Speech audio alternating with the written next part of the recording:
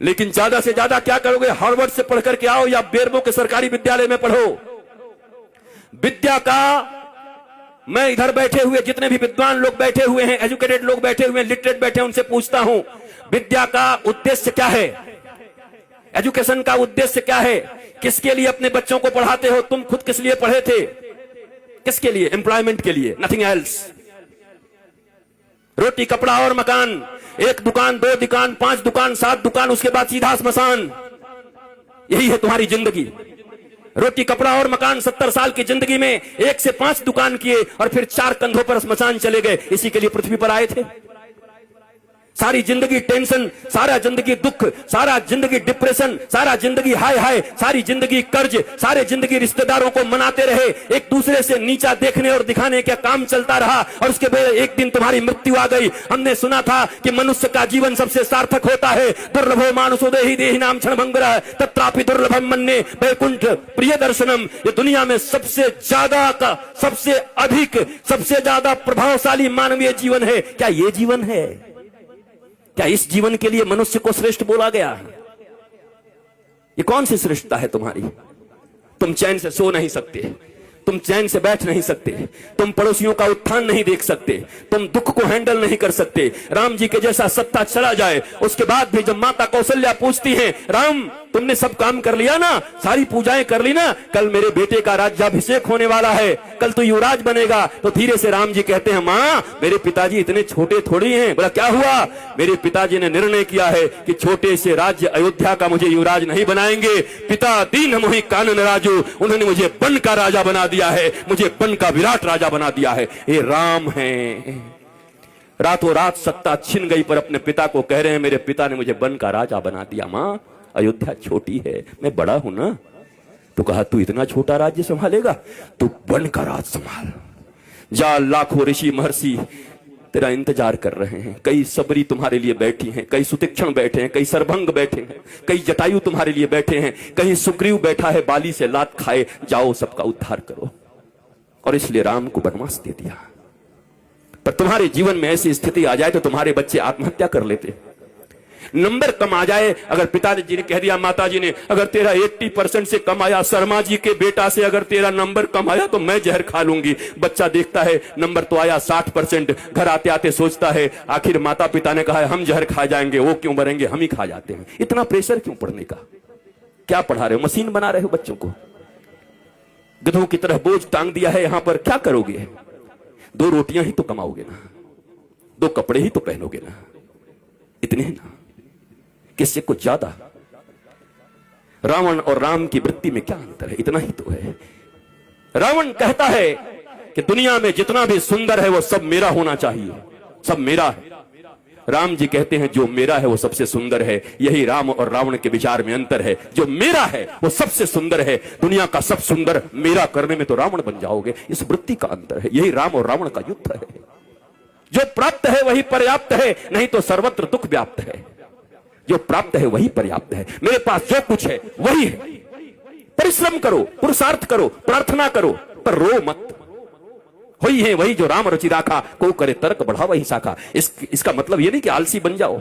अगर मैं भी ये कह के पढ़ा होता कि राम जी का कथा होगा तो राम जी कराएंगे, तो क्या राम जी हमारे घर में एरोप्लेन घुसा देते एयर इंडिया को? क्या करते? हमें आना पड़ा, हमें निकलना पड़ा वृंदावन से आकर के दिल्ली आना पड़ा। दिल्ली से हमें फ्लाइट लेनी पड़ी, फ्लाइट से आकर के रांची लेना पड़ा। रांची से 2.5-3 घंटे में हम और अन्नू बैठ करके साथ साथ में यहां तक पहुंचे। तब जाकर के बेरमो फूसरो पहुंचे। यहां घाटी ऐसी ऐसी, पूरा झारखंड।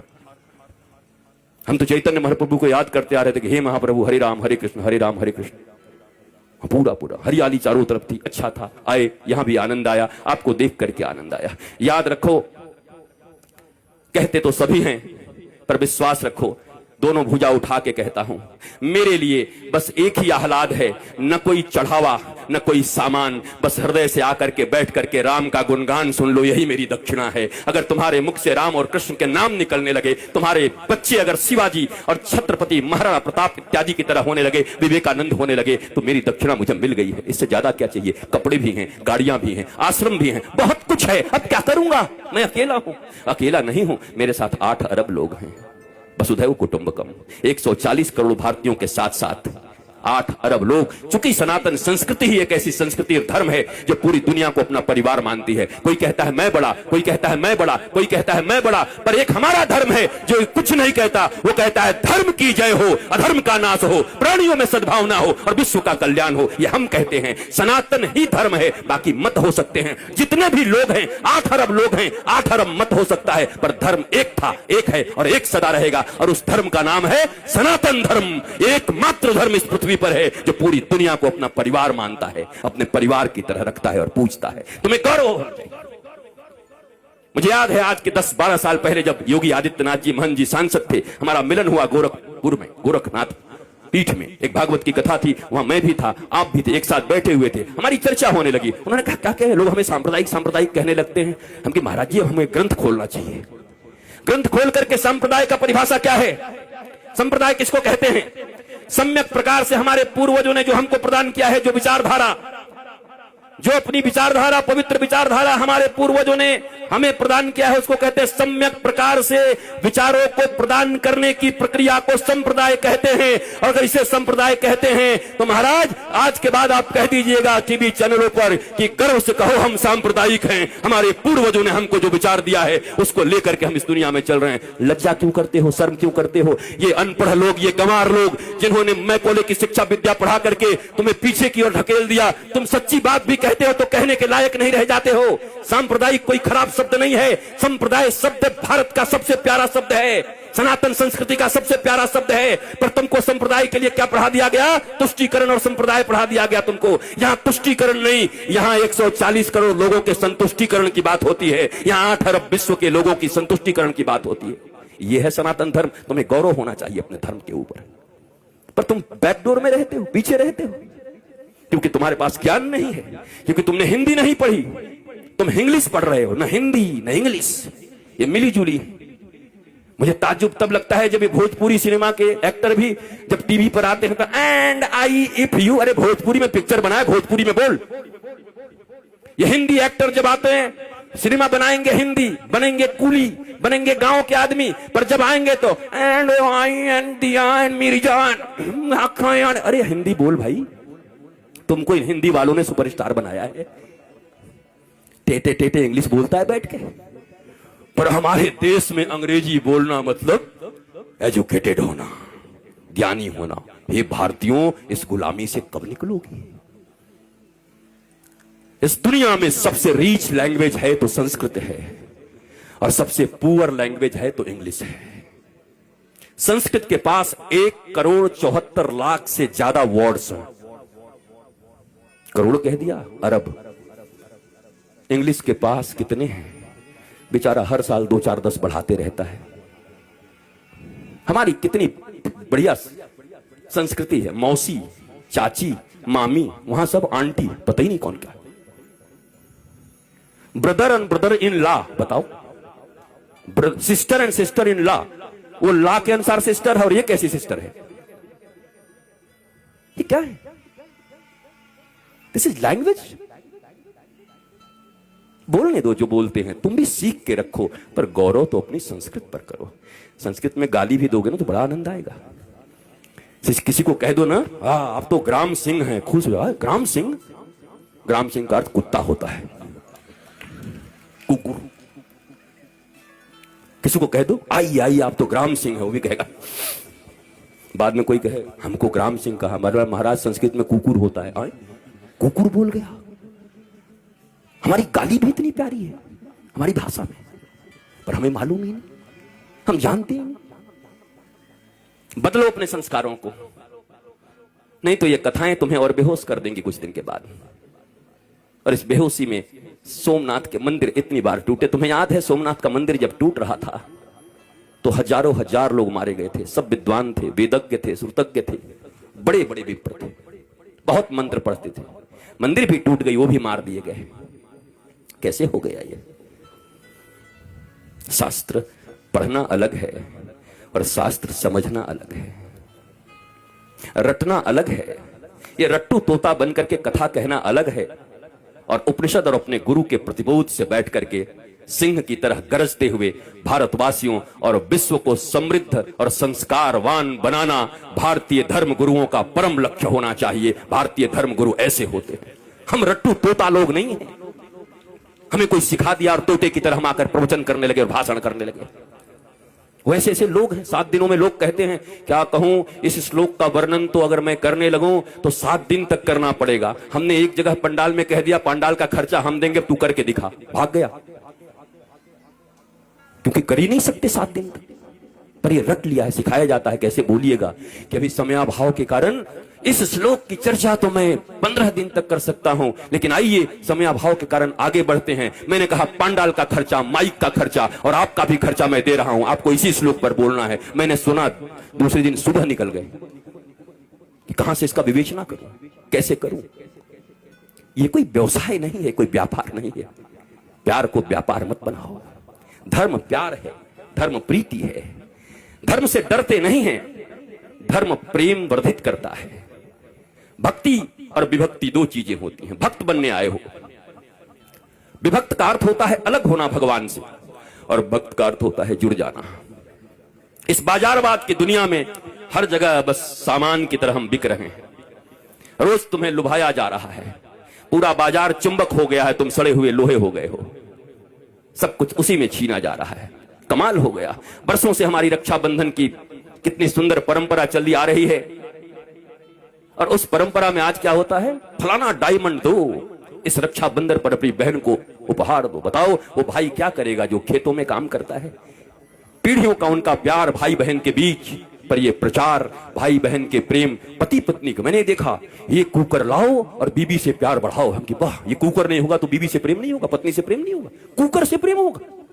कुकर और पत्नी का क्या संबंध है? डायमंड और भाई बहन का क्या संबंध है? हर चीज को पैसे से जोड़ दिया। बात बनाना भैया, सबसे बड़ा रुपया। कहीं रिश्ते नहीं रह गए, गांव नहीं रह गए।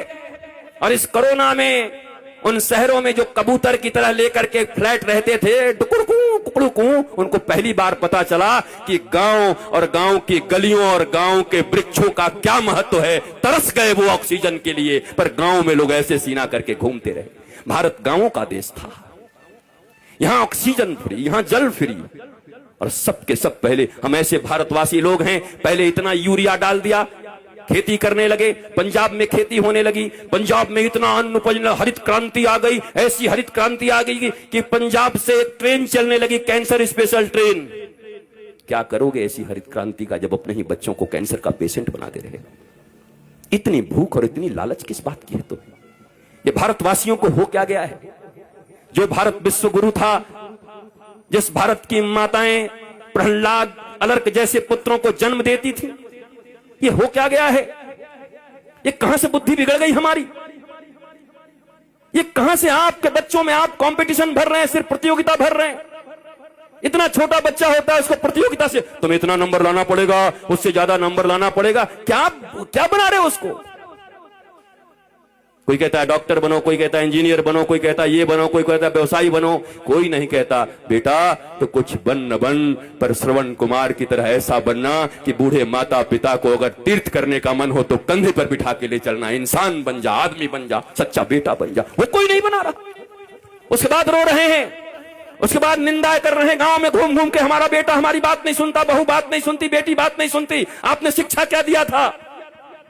और आपकी भी गलती नहीं है मेरे माता पिता, और मैं औलादों को भी कहूंगा, ये जो बेटे और बेटी हैं, इतना कम से कम मानो, जिन्होंने तुम्हें इस पृथ्वी पर लाया है, जिन्होंने गर्भ में रखा है, उससे अपना तुम्हारा इस दुनिया में कोई नहीं हो सकता। फिर दोनों भुजा उठा के कहता हूं, इस दुनिया में अगर तुम्हारा कोई सबसे सच्चा मित्र हो सकता है तो माता पिता और गुरु, इसके सिवा तुम्हारा कोई मित्र नहीं हो सकता। बाकी सब पता नहीं कहां तुम्हें धकेल देंगे। पहली गुरु मां पिता, इन दोनों के तुम न हुए तो दुनिया वाले तुम्हारे अपने होंगे। किसको मित्र मान रहे हो? दुनिया में कैसे फ्रेंडशिप है, मेरी वो फास्ट फ्रेंड है, किस लिए? मैं सही करूं या गलत करूं सदा मेरे साथ खड़ा रहता है। अरे तो तुम्हारा वो दुश्मन है। ये तो दुर्योधन और कर्ण की दोस्ती हो गई। कर्ण को दुर्योधन ने अंग देश का राजा बना दिया, इसलिए कर्ण श्री कृष्ण और धर्म के खिलाफ खड़ा हो गया, और खिलाफ खड़ा हो गया तो 12 के भाव में मारा गया। जबकि कर्ण से बड़ा कोई दानवीर नहीं था, कर्ण से बड़ा कोई वीर नहीं था, सूरवीर नहीं था। ऐसा कोई बढ़िया धनुर्धर नहीं था, पर धर्म और भगवान के खिलाफ खड़े हो गए तो तुम्हारी कोई धनुर्धारिता काम नहीं करेगी। धर्मो रक्षति रक्षितः, जो धर्म की रक्षा करता है धर्म उसकी रक्षा करता है। परंतु हमारे मित्र ने हमको पैसा दे दिया तो हम भगवान के खिलाफ भी खड़े हो जाएंगे, यही तो कर्ण ने किया। गांधारी को कहते हैं वो पतिव्रता थी। कैसी पतिव्रता थी वो? पति अंधा था। पतिव्रता का अर्थ होता है अंधे पति को अपनी दोनों आंखों से वो दिखाती, हर चीज बताती, पति की आंख बन जाती, तब पतिव्रता कहता। पति तो पहले से अंधा था, वो भी पट्टी बांध करके दुर्योधन अन्याय पे अन्याय करता रहा, पर धृतराष्ट्र की तरह गांधारी भी आंख बंद करके बैठी थी। वो कैसी पतिव्रता हो सकती हैं? और अगर पतिव्रता थी तो अपने 99 पुत्रों में से एक को क्यों नहीं बचा सकी? अगर इतनी ही पतिव्रता थी तो उनका आशीर्वाद उनके पुत्रों को क्यों नहीं मिला? क्यों मारे गए सबके सब? कुरुक्षेत्र के मैदान में रक्त रंजित होकर के क्यों पड़े रहे सब? क्योंकि धर्म नहीं अपनाया। पतिव्रता ये नहीं होता। अगर पिता नहीं समझ पा रहे हैं तो मां का यह कर्तव्य है कि अपने बच्चों को कुपथ से जाने से रोके। नहीं नहीं नहीं, इट्स नॉट गुड, मत जाओ इधर, ये ठीक नहीं है, तुम्हें धर्म पथ पर चलना है मेरे बेटे, तुम धर्म पथ पर चलो। पर हम सब बस एक ही चीज सिखा रहे हैं, बढ़िया कमाना